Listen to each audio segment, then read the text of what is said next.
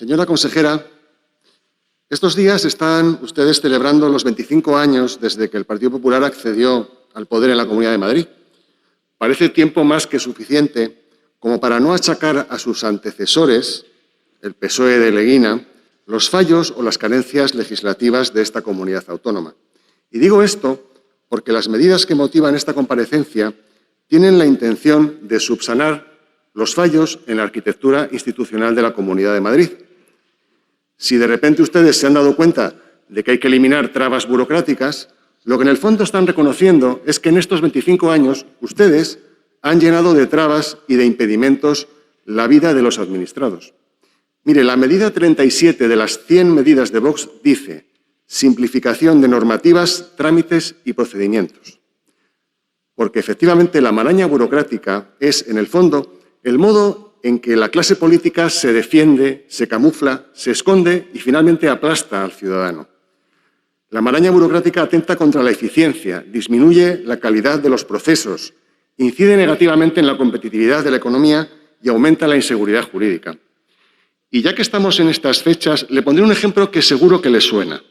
¿A usted le parece normal que el Plan General de Boadilla del Monte haya estado a punto de ser dinamitado por los tribunales por el mero hecho de que careciera de un absolutamente innecesario informe de impacto de género? Para un miserable plan especial para desarrollar una pequeña dotación privada en el centro de la ciudad, ¿sabe usted que se exigen un informe de impacto de género, un informe de impacto sobre orientación sexual y un informe de impacto sobre infancia, adolescencia y familia? ¿Pero qué burla es esta?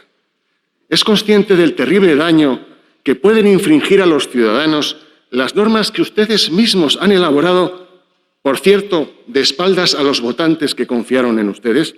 No lleva razón la señora Ayuso, porque efectivamente estas leyes sí dificultan y sí son trabas a la recuperación económica. Mire, señora consejera, me duele decirlo, pero no tienen ustedes autoridad moral necesaria para hacer un trabajo que consiste en destejer lo que ustedes mismos han estado tejiendo durante los últimos años. Y permítame que le diga que el método propuesto, un buzón de quejas para ciudadanos y una ventanilla para funcionarios, es, como dicen en mi pueblo, y perdone la expresión, para mear y no echar gota. Por último, le tengo que recordar que es lamentable que haya tenido que suceder esta terrible desgracia para que vean necesario reducir regulaciones y burocracia.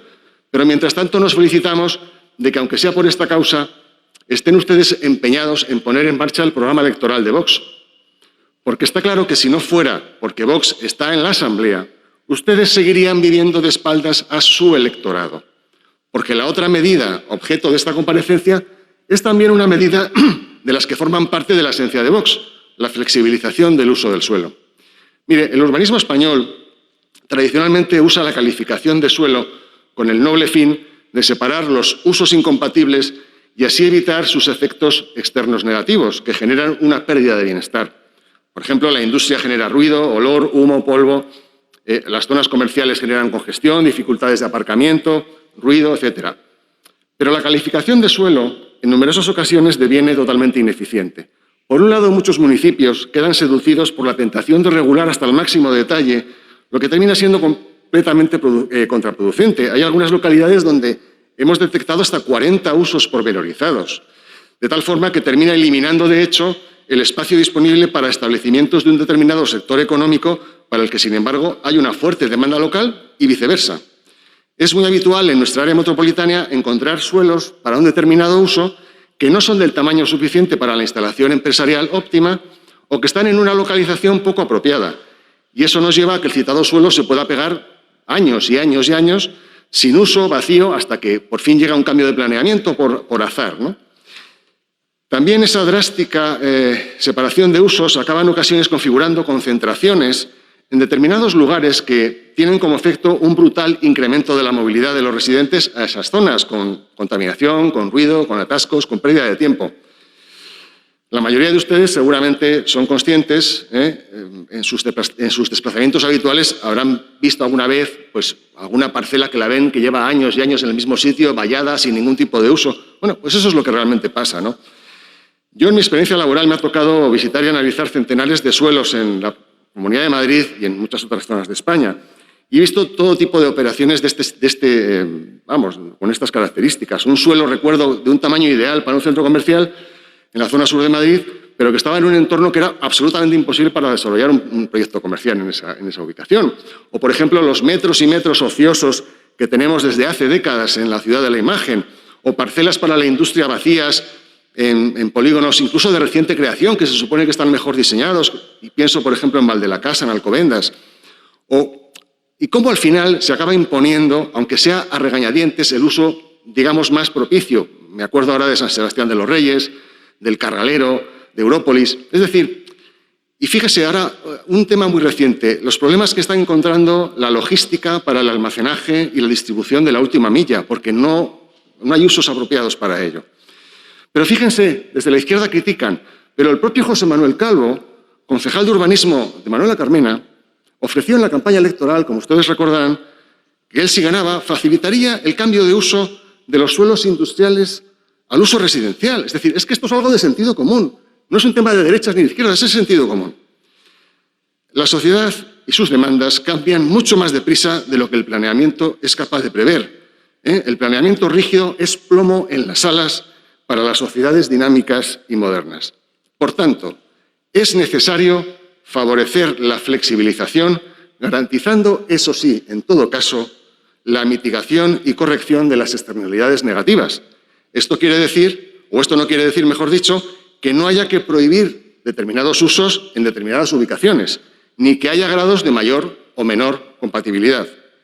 En definitiva, la flexibilidad de usos favorece el ajuste del mercado, amplía la oferta de servicios, abarata los costes, agiliza las inversiones y, por tanto, mejora la vida de los ciudadanos.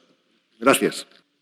Señor San Juan Benito, es verdad que ustedes intentaron hacer una ley del suelo en la pasada legislatura, pero también es verdad que fueron incapaces de conseguirlo. Y yo me pregunto si es que a lo mejor eligen mal sus socios, porque en esta legislatura teníamos un acuerdo con el señor Laschetti, que está ahí presente y lo puede ratificar, para aprobar una ley, y fueron sus socios, los mismos que tumbaron la ley del suelo del año pasado, los que han tumbado la ley del IRPF. Señor Díaz, ¿no es tan raro que la Unión Europea coincida con nosotros de vez en cuando, o nosotros con ellos? También allí hay islotes de sentido común. Fíjese, hoy mismo el Partido Socialista coincide con nosotros en que el sexo es un hecho biológico. Algo increíble hace unos años, pues hoy día lo aceptan. Y fíjese, incluso aquellas personas que despotrican tanto de nosotros creen en la flexibilidad de usos. La señora Carmena está a favor de la flexibilidad de usos. No sé qué discurso está haciendo usted. Por último, señor Montoya. Señor Montoya, escúcheme, señor Montoya. Señor Montoya. La comparecencia decía sobre la medida 8 del plan de reactivación, en concreto sobre flexibilización de usos del suelo y eliminación de trabas burocráticas. Y usted no ha hablado de eso en todo momento. Nos ha tomado el pelo. Usted venía a hablar aquí del anteproyecto de la ley del suelo. Pues dígalo con claridad. Y además, señor presidente, dígale que se ciña al contenido de la comparecencia, porque ha hablado de todo menos de eso. Señora consejera, mire, dos cosas. Usted misma ha reconocido que solamente 20 planes generales se han adaptado a una ley que lleva 20 años en vigor. ¿No es preocupante? ¿Cree usted que porque hagamos una ley del suelo nueva se van a adaptar los 180 planes generales? Señor Ruiz Bartolomé, no está hablando de la comparecencia, está hablando de la ley del suelo. Perdone, estoy hablando de lo que ha hablado ella. Claro, es que si nos ponemos así, interrumpo a todo el mundo. ¿Me deja, por favor? Son cuestiones colaterales a una comparecencia. Usted está pidiendo algo, pues entonces si lo pide para todo el mundo, se le aplica a usted también. Ignacio, así que, señor Bartolomé, siga hablando, pero no me diga cómo tengo que hacer yo mi trabajo, porque entonces entraremos en un conflicto. Gracias, señor Bartolomé. Siga hablando, por favor. Usted disculpe, pero estaba contestando a la señora consejera lo que ella había dicho, no estoy hablando de otra cosa. Lo que le decía, quizás no es importante hacer una ley del suelo, sino hacer cirugías, que quizás es mucho más eficaz que hacer una ley completa, que seguramente va a llegar a final de la legislatura y no se va a completar. Y, por cierto, no tenga tantas ganas de que le acepten en el club de los progresistas, porque no lo va a conseguir. Llevan ustedes años arrastrándose por ser progresistas y jamás lo van a conseguir. Vuelvan al sentido común. Muchas gracias.